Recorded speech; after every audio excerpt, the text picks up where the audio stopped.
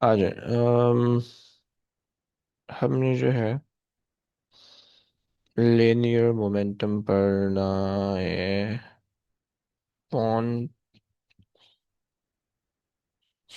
Okay. And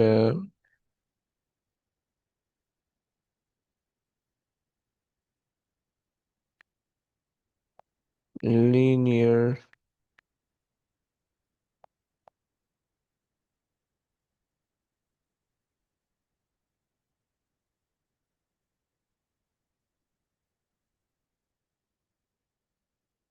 अच्छा जनाब, linear momentum.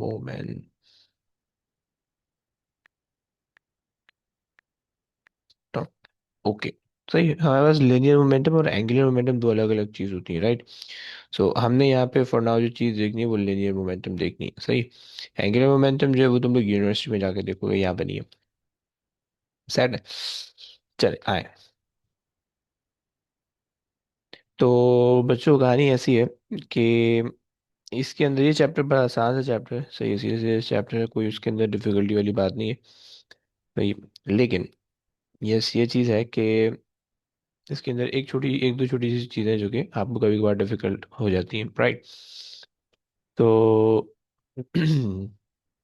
But आज कहानी करते हैं शुरू।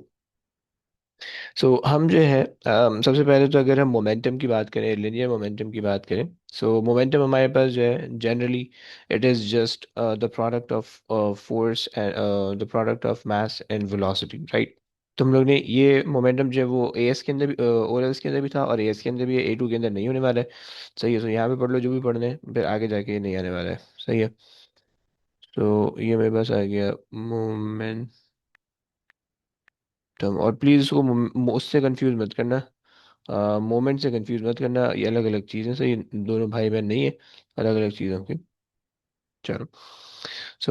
हम कहते हैं कि भाई, अच्छा हम जो कलर यूज़ करने वाले हैं इसके अंदर, वो यूज़ करने वाले हैं। एक सेकंड, पिछले में हमने यूज़ किया था, पिंक यूज़ करे थे, ग्रीन यूज़ करे थे। ओके, अभी कर लेते हैं स्टील एंड पर्पल। चलो, सही है। हम ये कह रहे हैं कि भाई हमारे पास जो है प्रोडक्ट ऑफ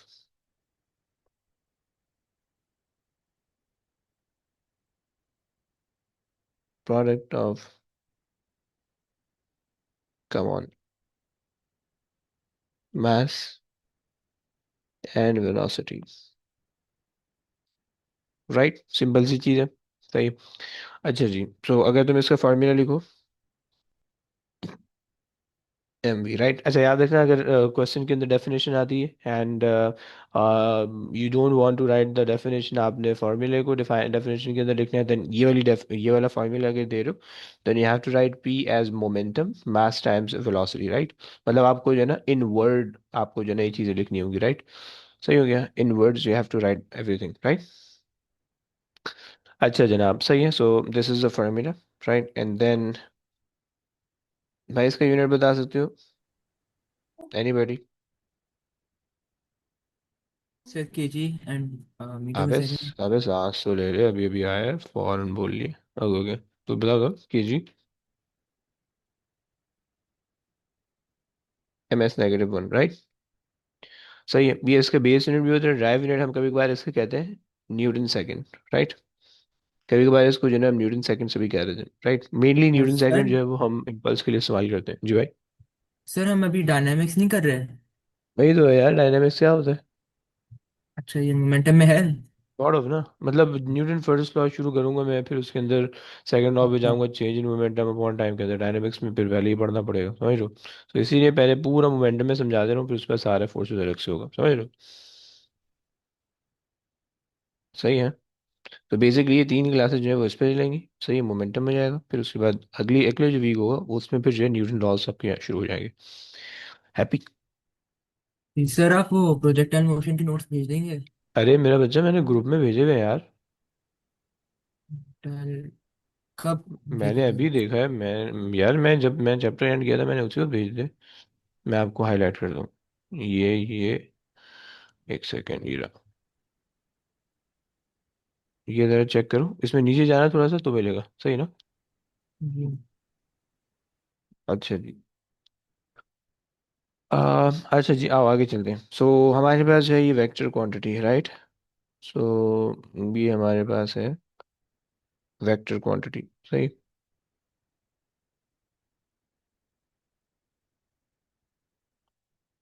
हाँ, मैंने ग्राफ नहीं भेजा हुआ अभी, कुछ भी ग्राफ से रिलेटेड नहीं भेजा हुआ कंटेंट, बट प्रोजेक्टाइल मोशन की पूरा थ्योरी वगैरह सब कुछ भेजा हुआ है, ओके।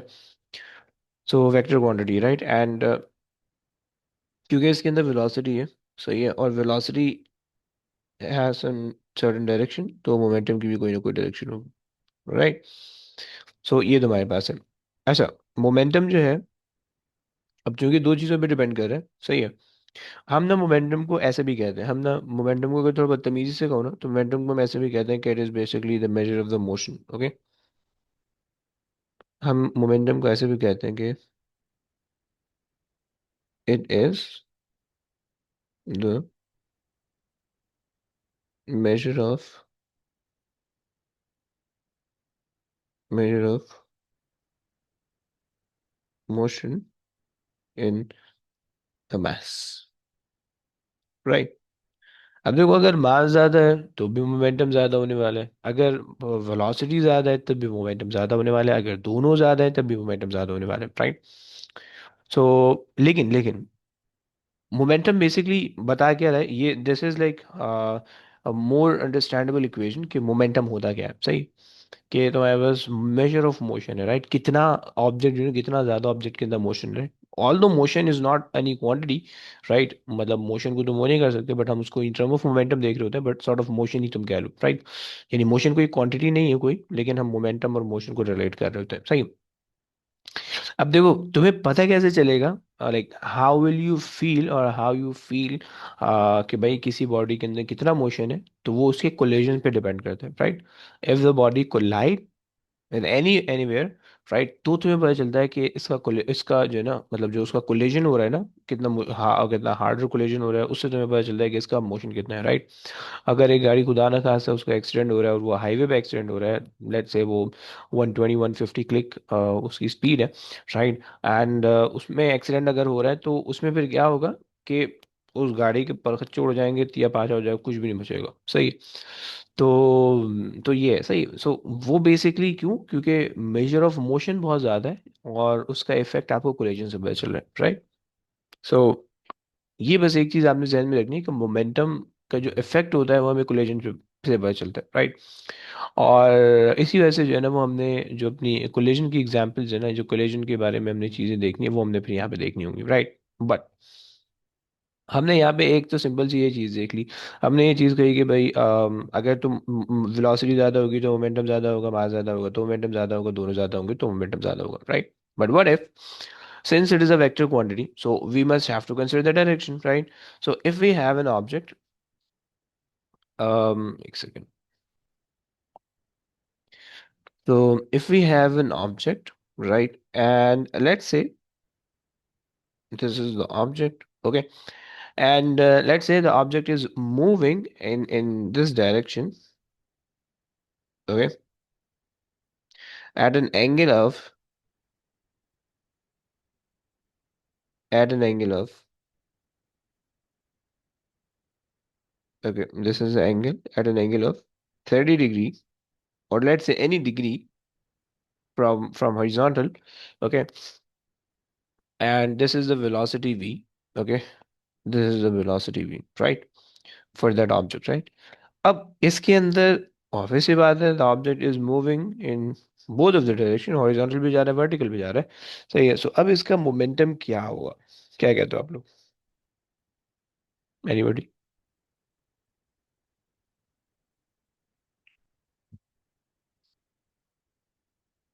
फिर क्या मतलब? Let's say is the body, चलो कोई बात नहीं, मैं समझा दूं।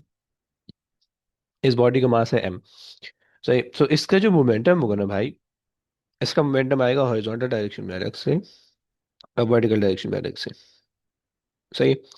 सो हॉरिजॉन्टल डायरेक्शन में जो इसका मोमेंटम आएगा, दैट विल बी, मैं ले रहा हूँ p h, horizontal direction is equals to, so it is going to be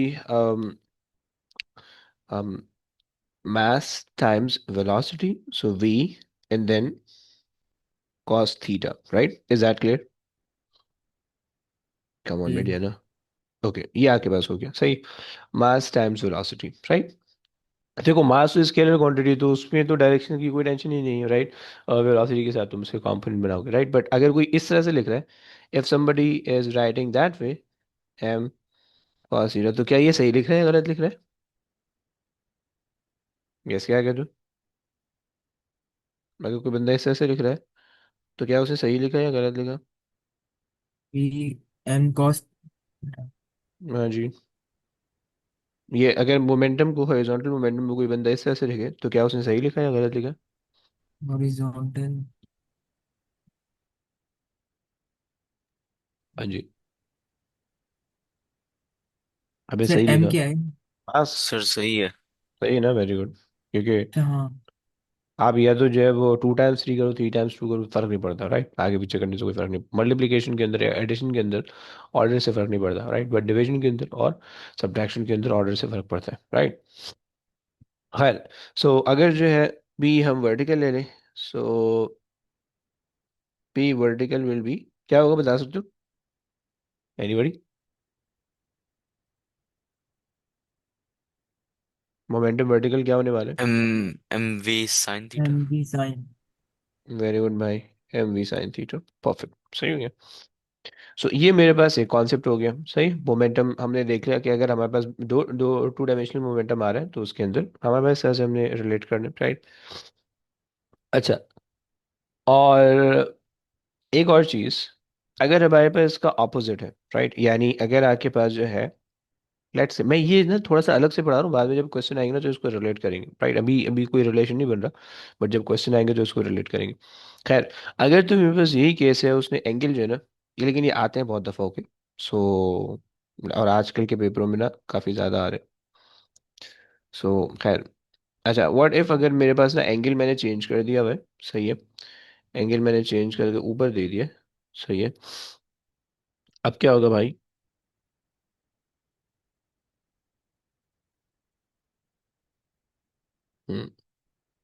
horizontal component will be, मैं बता 90 सकूँ? Minus theta. 90 - theta. Okay. So M V, और ये आप कह रहे हो कि भाई, ओह, अबे यार, अच्छा जी चलो, आसान से बता रहा था यार, पूरी मैथ्स पढ़ाई, मैकेनिक्स पढ़ ली तुम लोगों ने गलती से। अबे लेट से मैं इसको अल्फा अल्फा ले लेते हैं, चलो अल्फा ले लेते हैं, कोई और सा एंगल ले लेते हैं। चलो अब बताओ। मतलब मैंने एंगल का नाम चेंज कर दिया। Sir yes. Same thing, just 90 minus alpha 90 में वही क्यूब है, 90 फॉर माइनस हॉरिजॉन। अल्फा। तो नहीं ना, डायरेक्ट जस्ट साइन अल्फा हो जाएगा, साइन अल्फा हो जाएगा ना। For vertical. For horizontal, this is for horizontal, right. For vertical,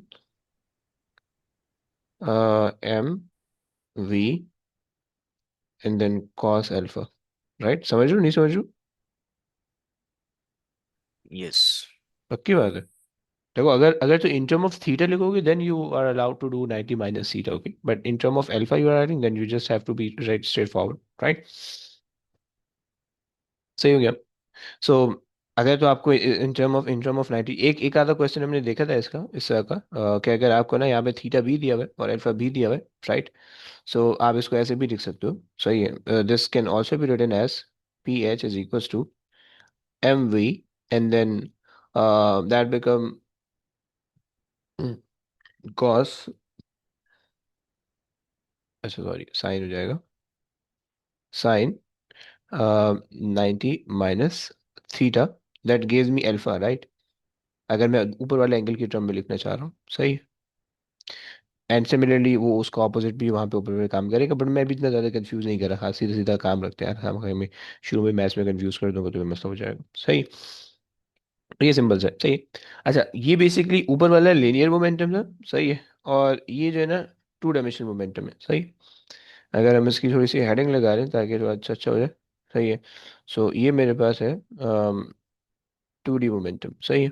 यहाँ पे जो है ना हम ऐड कर लेते हैं अरे भाई, अरे भाई, हो ही नहीं रहा। अबे भैया, इतना स्लो काम कर रहा है यार। पता नहीं क्या हालत हो गई है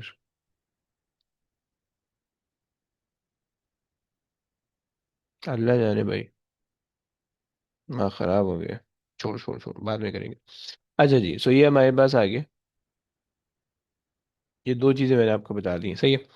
मेरे पास मोमेंटम आ गया है वर्टिकल, सही। मेरे पास लिनियर मोमेंटम आ गया सिंपल वाला। और मेरे पास जो है ना टू डायमेंशनल मोमेंटम आ गया। ये दोनों चीज़ें हमने कर ली, सही है। अच्छा, एक आइडेंटिटी है जो कि मैथ्स की है, तुम्हें यहाँ पे याद रखनी पड़ेगी। अगर तुम्हें मैथ्स पढ़ी है तो तुम्हें पता होगा। और अगर तुमने मैथ्स नहीं पढ़ी हुई तो भाई मैं बता देता हूँ, सही है। लेकिन जो है ना वो तुम्हें इसी के अंदर जो है ना एक आइडेंटिटी याद रखनी होती है, सही है। और वो आइडेंटिटी का भी बार जो है ना इसके अंदर आ जाती है। तो वो आइडेंटिटी है कि तुम्हें पता है कि भाई sine theta upon cos theta क्या होता है? Anybody remember? Tan theta. Is equals to tan theta. Right, ये बस आपको पता होना चाहिए। क्यों भाई, ऐसे क्यों होता है वैसे? जिस याद किया हुआ आइडेंटिटी। है। बस लाइक कोई रीजन भी तो होगा। नहीं। पता नहीं सर, सिर्फ सर ने बोला, ऐसा ही याद है। ऐसे याद करो, ओके। और ये उसमें ट्रिग्नोमेट्री अंदर पड़ा। Yes sir. ओके, चलो। चलो, रीजन बता दे, रीजन बता दे। ओके, देखो रीजन ये होता है कि अगर आप देखो, अगर आप साइन थीटा देखो, सही है। So sine theta is basically opposite over hypotenuse, right? सही हो गया। And cos theta is basically adjacent over hypotenuse, right? Okay. So tan theta is basically opposite over adjacent. Yes. So if you make opposite the subject and hypotenuse adjacent the subject from the two equation above, तो आपको वहां से आ जाएगा निकल के, right? सही है। मतलब लाइक इफ यू से कि hypotenuse and then sin theta is basically your opposite, right? And then hypotenuse and cos theta is basically your adjacent, right? So अब आप उस adjacent के अंदर यहाँ पे रख दो चीजें, right? So tan theta is equals to hypotenuse and sin theta and then hypotenuse of cos theta, right? So इसको आप cancel कर दो, you'll be left with sin theta only. Sorry Rene भाई, यस सर। बस ये reason होता है, सही। No need to prove that, right? कोई जरूरत नहीं है। ऐसे ही हम फालतू में कर रहे हैं, right? But this is the reason, right? चलो। अच्छा जनाब।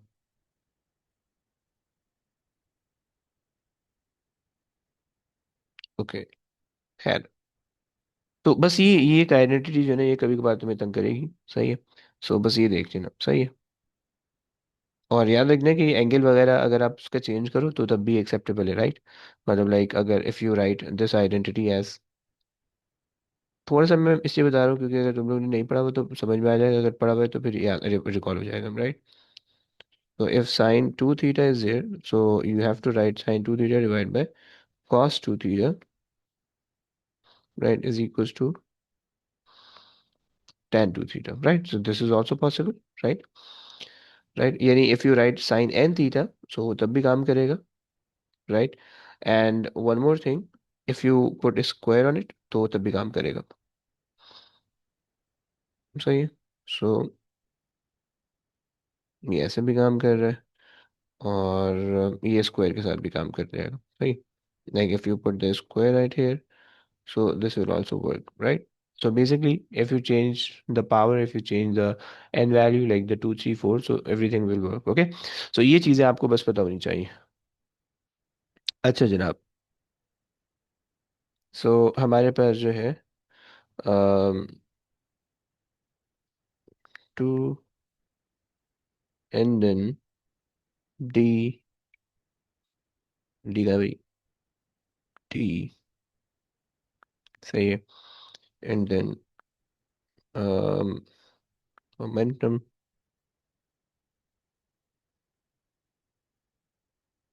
सही ये हो गया। एंड ये आ गया, परफेक्ट हो गया। चल, सही, ये इससे रिलेटेड मैंने थोड़ी सी चीज़ें बता दी, सही है। ये लिनियर मोमेंटम से रिलेटेड हो गया, टू डायमेंशनल मोमेंटम से रिलेटेड मैंने बता दिया, सही है। अब आगे यहाँ से चलते हैं, शुरू करते हैं इसका इफेक्ट, कि मतलब हमें मोमेंटम का पता कब चलेगा, सही। मोमेंटम जो है ना, मतलब हमें कैसे पता चलेगा, ये कब पता चलेगा कि भाई मोमेंटम में क्या चेंजेस आ रहे हैं, राइट।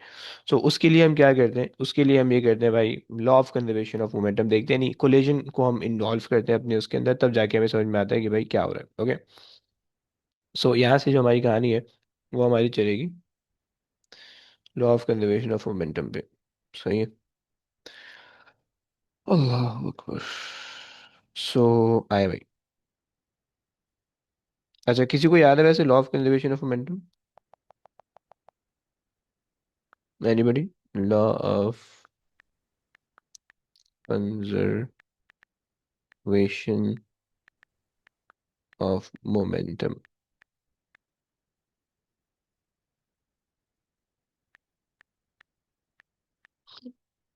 अच्छा जी, यहाँ से इसको हटा देते हैं, सही है, ओके। हमें कहते हैं भाई law of conservation of momentum के अंदर हम कहते हैं कि in an isolated system, in an isolated system, okay, the total momentum momentum of all the interacting interacting bodies before and after the collision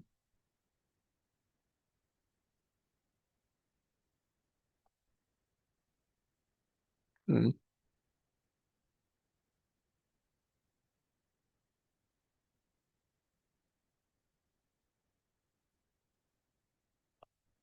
should be same,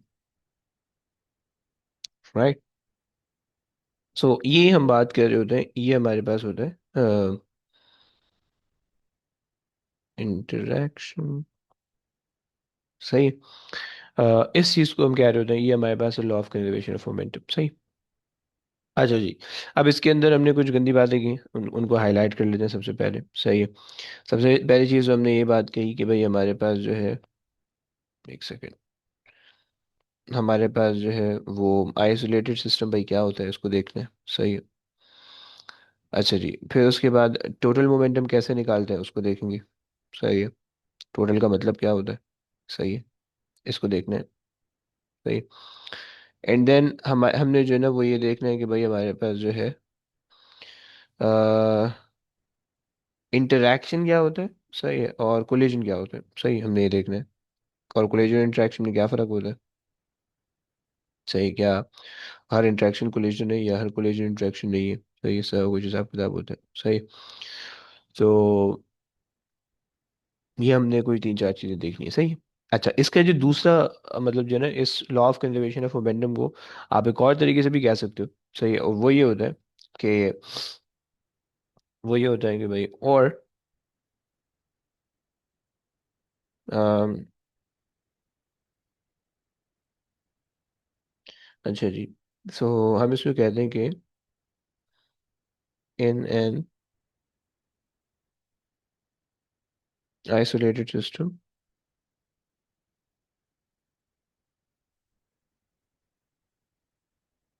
isolated system, the change in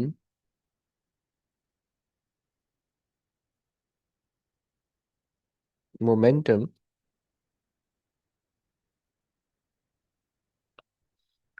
of one body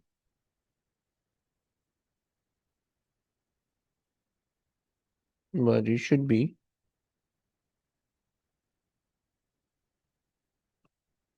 be equal and opposite to the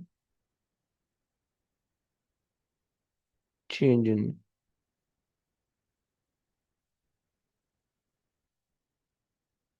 momentum of the other body, right? अच्छा, ये थोड़ा सा Newton third law से related है, right? Momentum को जो है ना वो न्यूटन थर्ड लॉ से भी रिलेट कर लेते हैं थोड़ा बहुत। सही है, तो इसकी जो है ना मैं एक आंसर हटवाऊंगा तुम्हें, सही है, जो कि मैं समझाऊंगा भी नहीं। मैं समझाऊंगा वहाँ पे जब हम पढ़ेंगे फोर्सेस को, जब हम डिस्कस करेंगे तो तब मैं समझाऊंगा, सही। अभी मैं नहीं समझाऊंगा, सिर्फ उसको रट्टा लगाएंगे, सही। क्योंकि कभी कभार ये आ रहा होगा, सही है, और उसमें जो है ना तुम्हें छोड़ना पड़ेगा। और वो मेनली जब वो इसी क्वेश्चन के साथ आता है, मोमेंटम के क्वेश्चन के साथ, कभी कभार फोर्सेस के अंदर भी आता है, सही है। चलो, अब हमारे पास जो है, अब सबसे पहले तो देखते हैं भाई हमारे पास जो है ना ये आइसोलेटेड सिस्टम क्या होता है, सही है। इसको समझते हैं। सो कॉपी एंड पेस्ट, सही है। सो हमने बात करनी है यहाँ से कि भाई हमारे पास जो है वो आइसोलेटेड सिस्टम का, अभी जो है ना डेफिनेशन में समझा रहा हूँ, अभी जो हमने इसकी डेफिनेशन की बात की है ना, ये हम समझ रहे हैं, सही है। आइसोलेटेड सिस्टम,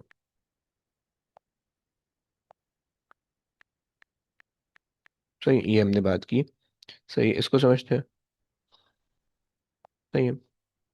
अच्छा, याद रखना, अम,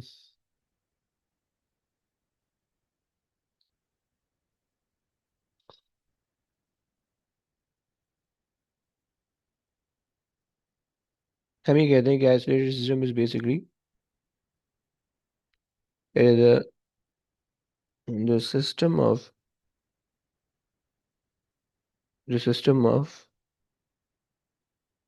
enclosed body, okay, with with no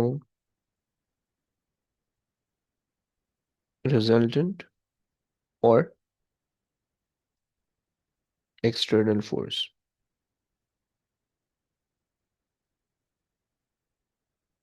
सही होंगे, ये आपके पास है आइसोलेटेड सिस्टम, सही। अच्छा, याद रखना बाय द वे, जब तुम इस लॉ को डिफाइन कर रहे हो ना, पेपर के अंदर ये बहुत दफा आता है, ओके।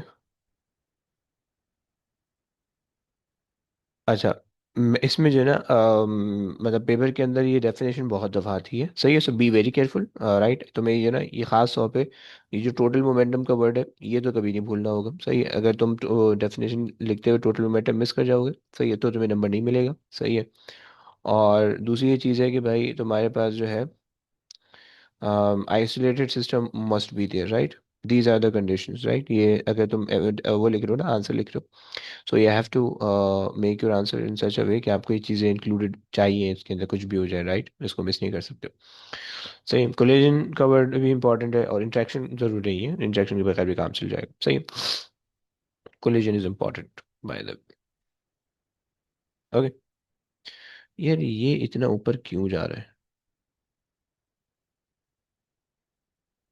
एक सेकेंड में ना, तो यहाँ पे आना चाहिए, ये सही है, सही है, ये आ गया, एंड कोलिजन आ गया, सही है। अच्छा, अब देखो आइसोलेटेड सिस्टम के अंदर हमने कहा कि भाई an enclosed system, enclosed system, सही है, a system of enclosed body या enclosed bodies with no resultant force on with no resultant force, right? सही है। अच्छा, और कब यहाँ पे तो थोड़ा सा चेंज कर लो, enclosed bodies कर लेते हैं, नॉट अ बॉडी, राइट, क्योंकि हमारे पास मल्टीपल बॉडी हो सकती है, दो तो एटलीस्ट हो ही सकती है, सही है। bodies with no resultant force except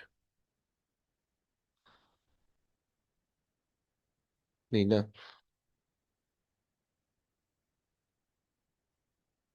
accept during the collision.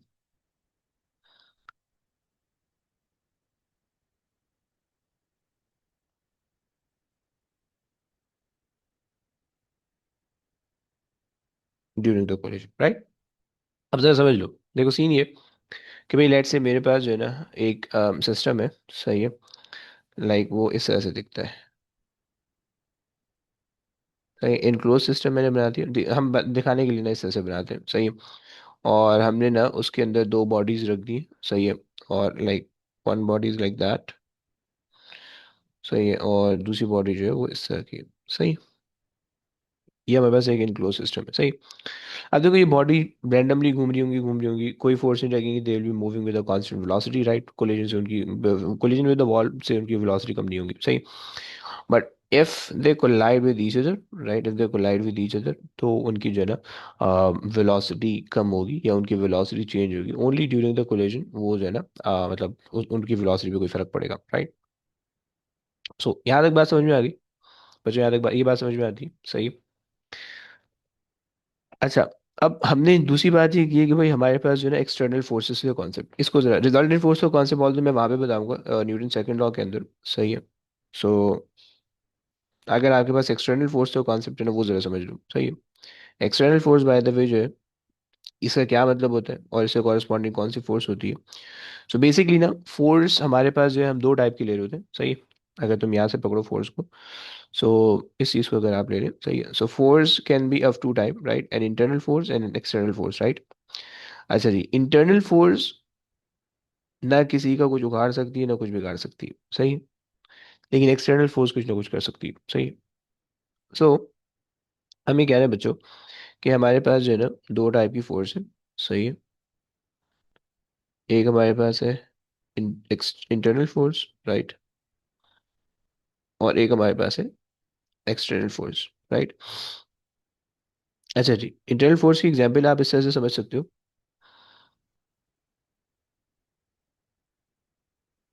Internal force,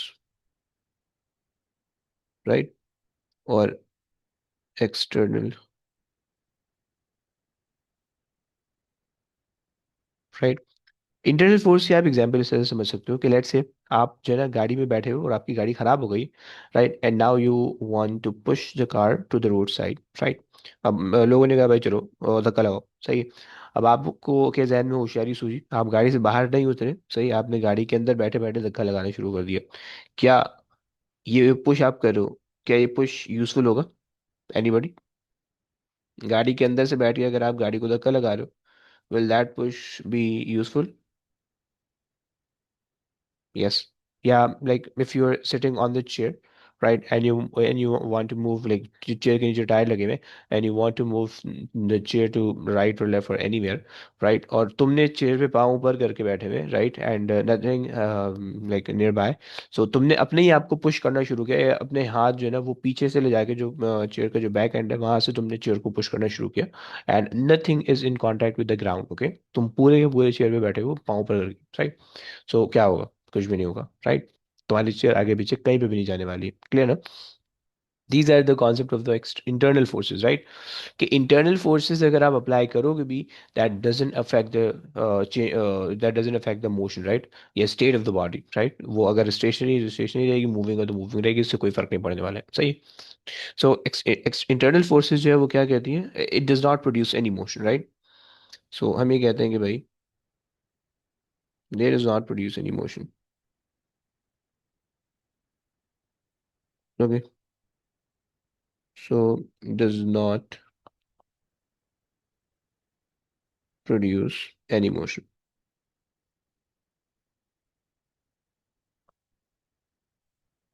okay. जो एक्सटर्नल फोर्सेस है वो आपके पास क्या कहती है, they do produce motion, right. मतलब गाड़ी को अगर तुम बाहर से पुश करोगे, ऑब्वियस सी बात है, it will move, right. And chair को इवेंचुअली अगर तुम पाँव जमीन पे रख के भी इवन पुश करोगे तो भी वो तुम्हारे पाँव के पुश की वजह से आगे पीछे हो जाएगी, या अगर आप बाहर उधर के पुश करोगे तो भी वो आगे पीछे हो जाएगी, right. So they does move, okay.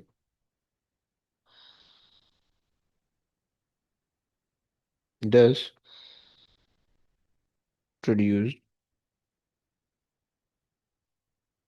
The motion. Okay, सही। अगर तो ऑब्जेक्ट पहले से मूव कर रहा है तो चेंज इन द मोशन हो जाएगा, और अगर ऑब्जेक्ट मूव नहीं कर रहा है तो फिर मोशन जनरेट कर देगा, right. Like if one one object is stationary and the other object is like moving and collided with the first object, the stationary object, then the stationary object will start moving as well, right. So ये तो हमारे पास जो है ना isolated system होता है। सो isolated system के अंदर हम कहते हैं कि भाई उसके अंदर एक्सटर्नल फोर्सेस कोई भी नहीं होती, राइट। अब चूंकि एक्सटर्नल फोर्सेस नहीं है तो चेंज इन वेलोसिटी कहीं से भी नहीं आ सकती है, राइट। और चेंज इन वेलोसिटी नहीं आएगी तो ये कांस्टेंट स्पीड पे मूव करते रहेगा, राइट। लेकिन हमने कब कहा कि accept during the collision, during the collision के अंदर कॉन्टैक्ट फोर्स आ जाती है, कॉन्टैक्ट फोर्स की वजह से जो है तुम्हारे पास रिजल्टेंट फोर्स आती है, और वो रिजल्टेंट फोर्स जो है तुम्हारी वेलोसिटी चेंज करती है, राइट। सो अब हमने कहा कि भाई no resultant force means no change in velocity, right. So यहाँ पे आप हम कह रहे हैं कि भाई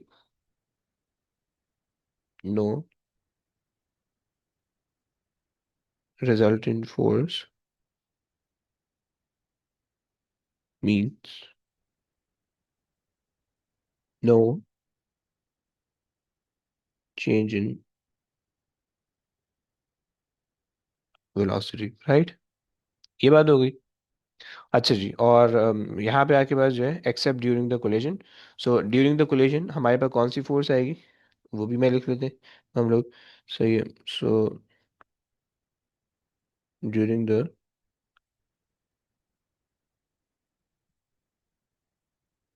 कोलिजन कांटेक्ट फोर्स, या आप इसको रिएक्शन फोर्स कहते हो, रिएक्शन फोर्स अपीयर, सही है, reaction force appear right in the body, सही है, इन द बॉडी, राइट। वो क्या करती है भाई, reaction force appear in the body that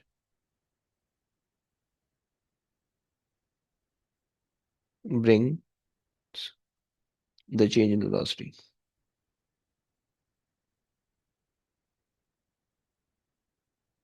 set हो गया। चलो, तो हमने बच्चे ये बात तो हमने कर ली, आइसोलेटेड सिस्टम ने पूरे तरीके से समझ लिया, राइट। अब दूसरी बात आती है कि भाई टोटल मोमेंटम क्या होता है, भाई उसको जरा समझ लेते हैं टोटल मोमेंटम को, सही है। सो टोटल मोमेंटम के साथ साथ ही चेंज इन मोमेंटम भी समझ लेंगे, क्योंकि यहाँ पे हमने चेंज इन मोमेंटम की बात की, सही। यहाँ पे हमने कहीं पे चेंज इन मोमेंटम की भी बात की, okay. So change in momentum, तो इसकी बात की तो हमने इसको भी समझना है, सही है। टोटल मोमेंटम के साथ साथ चेंज मोमेंटम भी, इसके भी ना बड़े सारे क्वेश्चन दे रहे होते हैं वो तुम्हें, सही है, तो ये भी तुम्हें तक करवाएंगे। तो इस वजह से जो है ना इनको भी समझ लेते हैं। आ जाए। अच्छा भाई, यहाँ तक अभी तक समझ में आ रहा है। बस ये दो तीन चीज़ें बाय द वे मुझे बतानी होगी, थकने की जरूरत बिल्कुल भी नहीं है। सही है, मैंने बस ये चेंज इन मोमेंटम बताना है, और मैंने तुम्हें जो है वो कोलिजन, थोड़ी बहुत कोलिजन के अंदर लंबी नहीं है, सही है, टोटल मोमेंटम के अंदर भी कोई लंबी नहीं है, सही है, बस थोड़ी थोड़ी चीज़ें, सही है। सो बस ये बता के एंड करते हैं, सही। चलो, आ जाओ।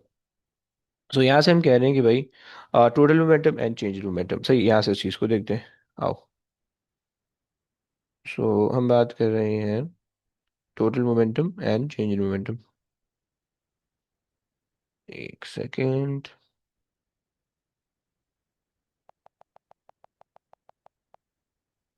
टोटल टोटल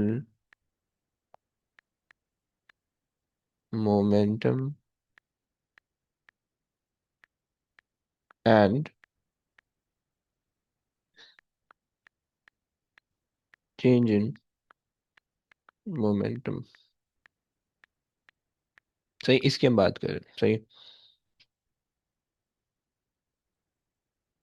पहले बीच में आ जा, इधर इधर आ जा भाई। ओके, आ गया भाई, सही। सो आ जाओ भाई, टोटल मोमेंटम और चेंज मोमेंटम की बात करते हैं, सही।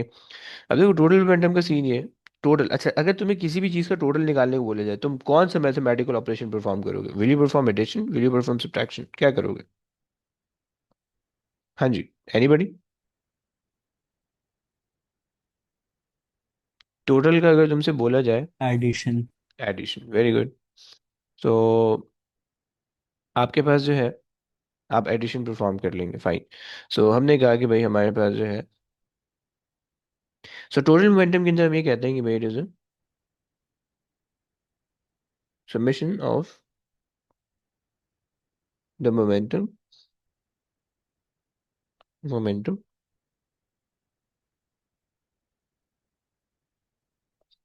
Considering the direction, right. ये हमारे पास जो है ना पहली बात होती है, सही। तो अब अगर हमारे पास अब अगर हम पहले अच्छा जी, एक सेकेंड, इसको जो है ना, ये है क्या चीज़, ये जो है कंसिडरिंग द डायरेक्शन, ये आपके पास है टोटल मोमेंटम, राइट। सही है, ऊपर जा भाई, सही है। सही है, हमने बात की है टोटल मोमेंटम के अंदर, सही है। और चेंज इन मोमेंटम के अंदर क्या है कि it is a difference between the moment, difference between the initial and the final momentum of the body, right. So it is a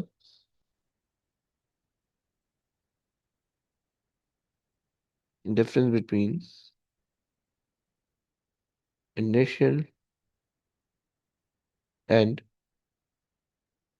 final momentum of the body,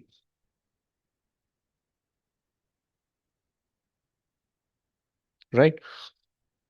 But you have to consider the direction as well, okay?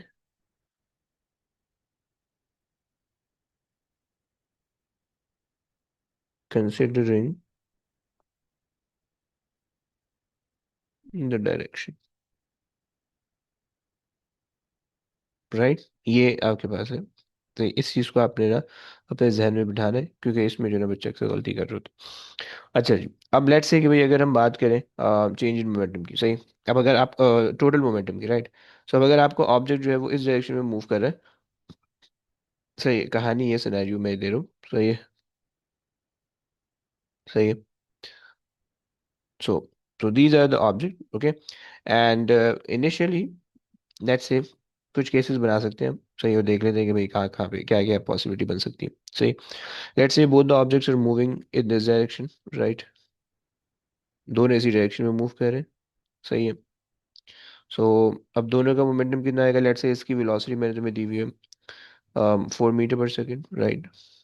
4 ms -1, इसकी है 5 ms -1। Although momentum, वो collision तो कभी भी नहीं होगा, but momentum आप निकाल सकते हो, राइट। एंड 2 kg, और ये 4 kg, राइट। तो टोटल मोमेंटम कितना आएगा बच्चों, momentum summation of the total momentum, सही है, वो क्या आएगा, 4 × 2, right, plus 5 × 4, right, that gives you 28, right, kg metre second negative, right, ये आपके पास आ जाए। अच्छा जी, उसके बाद जो है, अगर हमारे पास दोनों को अपोजिट डायरेक्शन में मूव कर दें, सो उसमें क्या होगा वो भी आप देख लें कि भाई अगर मेरे पास जो है, अगेन ये सब चीज़ें सेम ही है,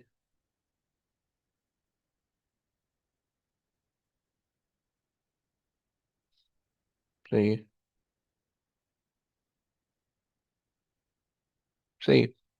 यहाँ पे ऑब्जेक्ट ऐसे है, सही है, और दूसरा जो ऑब्जेक्ट है वो मेरे पास जो है, वो इस डायरेक्शन में मूव कर रहा है, राइट। और इस केस के अंदर अब जो है, जो वेलोसिटी मेरे पास आ रही है वो मेरे पास आ रही है 5 मीटर पर सेकेंड एंड 4 kgs, राइट। अब क्या होगा, अब चूंकि मोमेंटम की डायरेक्शन मैटर करती है, राइट, क्योंकि momentum is a vector quantity, so direction matter करेगी। तो उस वजह से जो है हमने क्या करना होगा, हमने ये करना होगा कि भाई एडिशन सब्ट्रैक्शन के हिसाब से हमने लेना होगा, राइट। सो टोटल मोमेंटम के लिए अगेन हमने क्या करना है कि भाई momentum due to A and momentum due to दोनों को ऐड करना होगा, सही है। सो 2 × 4, सही है, plus 4 × -5, right. So you have to consider this velocity as negative और the other velocity as negative, दोनों से कोई मसला नहीं होगा, राइट। सो अगर तो आपने इस तरह से किया then you will get the answer 2 4 8 and for for 20 -20 और 8 करोगे so -12 right. And that shows this -12 shows that okay, the overall total momentum or the resultant momentum is basically in this direction, right? यानी ये दोनों जब आपस में टकराएंगे सही, और टकराने के बाद जो है overall they start moving in this direction, right? After the collision, सही. ये आपके पास हो गया सही, ये दो कॉन्सेप्ट हमने देख लिए. अच्छा, अब अगर मेरे पास चेंज इन मोमेंटम है तो चेंज इन मोमेंटम भी देख लेते हैं, सही है. अगर लेट्स से पहले वाला केस है और चेंज इन मोमेंटम हमने देखना है, सही है. सही है.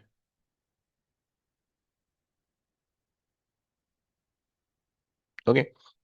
तो to find the change in momentum हमने क्या करना होगा भाई? To find the change in momentum हमने क्या करना होगा? हमने करना होगा एक, दोनों के मोमेंटम को आपको इसमें सब्ट्रैक्ट कर दो, right? So 2 × 4 -4 × 5, right? So that gives me -12. Okay. और अगर तुम दूसरे वाले को, बड़े को छोटे में से माइनस करोगे, छोटे को बड़े में से माइनस करोगे, तो उससे कोई फर्क नहीं पड़ेगा, राइट? सही है. अच्छा, एक और चीज. अगर मेरे पास एक ऑब्जेक्ट है and the object is like, वो जो है ना उससे टकरा रहा है. लेट्स से मेरे पास एक ऑब्जेक्ट है, okay, and I have a wall with me. Okay. So ये मेरे पास एक दीवार. तो ये मेरे पास एक दीवार. ओके. एंड जो ऑब्जेक्ट है, वो ऑब्जेक्ट जो है वो इस दीवार से टकरा रहा है, सही है. ओके. सो ये ऑब्जेक्ट जो है वो इस दीवार से जब टकराएगा, सही है. सो बिफोर द कोलिजन और आफ्टर द कोलिजन इस तरह से दिख रहा है, सही है. सही है, ये आपको जाता हुआ दिख रहा है, सही है. और ये आपको आता हुआ दिख रहा है, ये आपको आता हुआ दिख रहा है, सही है. सो लेट्स से कि भाई मास ऑफ द ऑब्जेक्ट जो है वो मैंने दिया हुआ है आपको. सो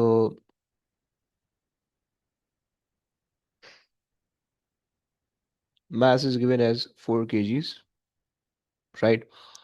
एंड अब आपको क्या करना है कि भाई चेंज इन वेलोसिटी से वो निकालना है कि भाई मोमेंटम निकालना है, चेंज इन मोमेंटम कितना आ रहा है. सही, लेट्स से कि इनिशियली जाते हुए जो है वो मेरे पास वेलोसिटी थी 2 मीटर्स पर सेकेंड, और आते हुए जो मेरे पास वेलोसिटी थी वो थी 1.5 मीटर पर सेकेंड, राइट? अच्छा जी, निकाल लेते हैं भाई.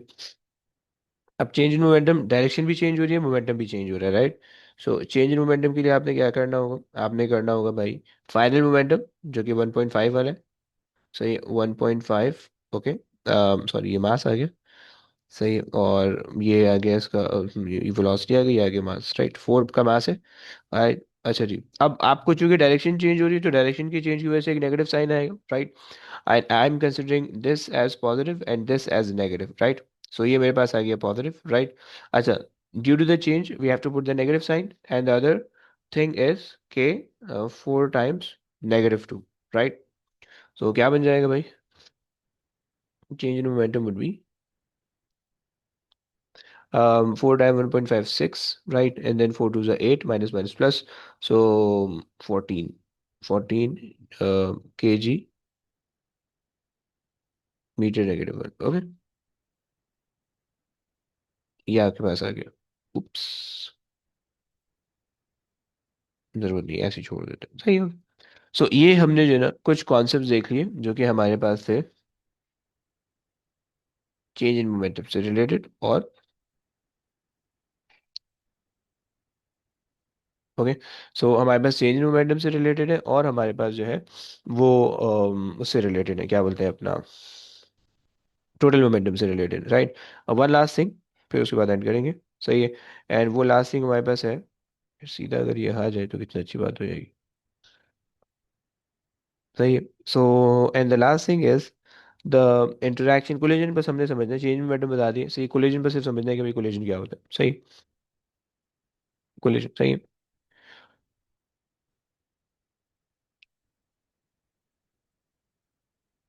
अच्छा जी.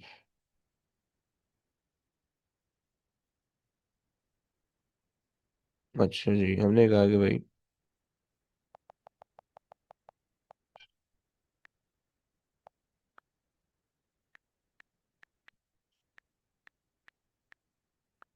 Collision, okay, and interaction.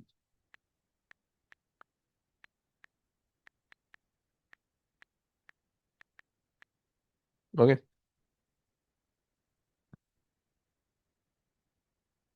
यहाँ से जो है वो हम आखिरी चीज़ है उसे, सही। सो कोलिजन बच्चों हम ये कह रहे होते हैं कि कोलिजन के अंदर ना जब दो बॉडी फिजिकली जो है ना कोलाइड कर रही होती है, उस चीज़ को हम कोलिजन कह रहे हैं। जब दो बॉडी फिजिकली जो है ना मीट कर रही होती है, तो उस चीज़ को हम कोलिजन कहते हैं, राइट। सो हम ये कह रहे होते हैं भाई, when two body, when two objects,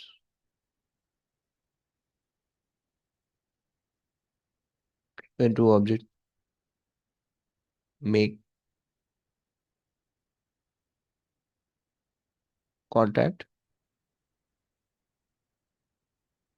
physically, right,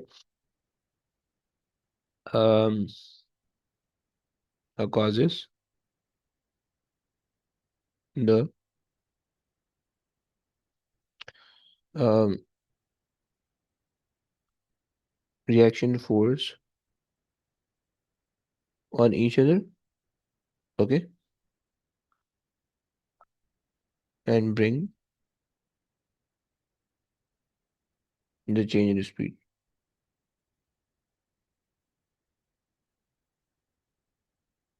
okay. ये आपके पास होगी एक चीज, सही है।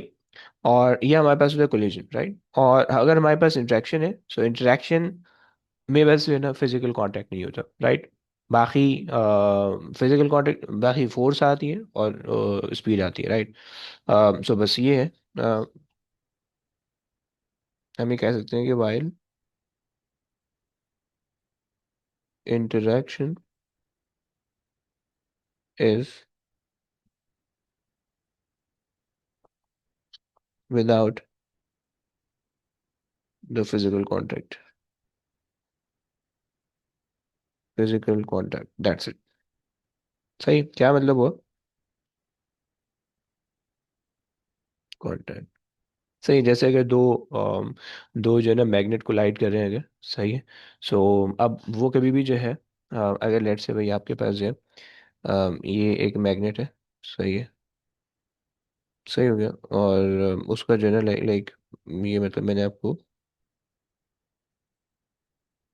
एक नॉर्थ पोल होता है, एक साउथ पोल होता है, राइट। सो लेट्स से ये हमारे पास मैग्नेट है, और हमारे पास जो है ना ये इसका नॉर्थ पोल है, सही है, साउथ पोल है। सो ओके, इसको जो है, यार आ गया, वही है, एक सेकंड देना, सही, यहाँ पे जो है ये आ जाएगा, सही। सो अब हमारे पास ये जो मैग्नेट है, सही, अब जब ये मैग्नेट जो है ना वो एक दूसरे से इंटरेक्ट करेंगे, सही। सो बेसिकली ये कोलाइड तो नहीं कर सकते ना, क्योंकि ये दोनों की फील्ड जो है, मैग्नेटिक फील्ड जो है वो एक दूसरे को रिपेल कर रही होंगी, राइट। सो जब दोनों की मैग्नेटिक फील्ड एक दूसरे को रिपेल कर रही होंगी, सो उसकी वजह से दे डू नॉट मेक, और they can not make contact, right. लेकिन उनका इंट्रैक्शन हो जाएगा, राइट। उनकी जो मैग्नेटिक फील्ड होगी वो एक्सचेंज हो जाएंगी, राइट। सो बस ये कॉन्सेप्ट है आपका, सही। ये आपके पास जो है ना वो होता है, ये इंटरेक्शन होता है, सही है। चलो बस, सही, यहाँ तक हमने जो है ना इस चीज़ को कर लिया। अब यहाँ से आगे जो है कल की क्लास में हम इसको मजीद फिर देखेंगे, सही है। इसके अंदर जो भी चीज़ें हमने देखनी है वो कल हम जो है ना वो और आगे जाके देख लेंगे, सही है। चलिए बस,